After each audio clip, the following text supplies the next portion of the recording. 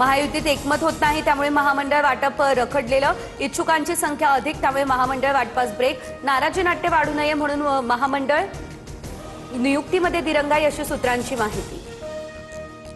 नाशकातल्या कुंभमेळ्याच्या पार्श्वभूमीवर पालिकेकडून अतिक्रमण हटाव मोहीम. द्वारका परिसरासह शहरातील विविध भागांमध्ये बुलडोझर कारवाई. 9 जेसीबींच्या माध्यमातून पालिकेकडून कारवाई सुरू. मुंबईमध्ये डिझेल पुरवठ्यामध्ये 5 ते 10% कपात. डिझेल पुरवठ्यातील कपातीमुळे उपलब्धतेवर परिणाम, मात्र पेट्रोलचा पुरवठा स्थिर, त्यामुळे सामान्य वाहनधारकांना दिलासा.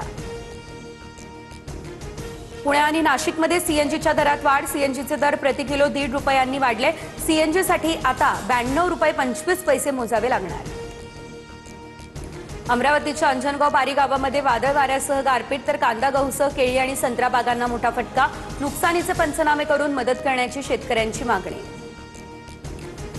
ठाणे आणि मुलुंड दरम्यान नवीन रेल्वे स्थानकाला मंजुरी. रेल्वे मंत्री अश्विनी वैष्णव यांची ही माहिती. मुख्यमंत्री देवेंद्र फडणवीसांना पत्र पाठवून दिली माहिती.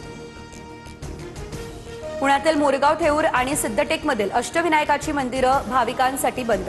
देखभाल दुरुस्तीच्या कामासाठी किमान महिनाभर बंद असणार मंदिरं. नित्यपूजा मात्र चालू राहील. पश्चिम रेल्वेवर आज रात्रकालीन ब्लॉक घेतला जाणार. रात्री 12:30 ते पहाटे 4:30 वाजेपर्यंत बोरीवली ते भाईंदर दरम्यान मेगा ब्लॉक. मध्य रेल्वेवरती उद्या असणार ब्लॉक.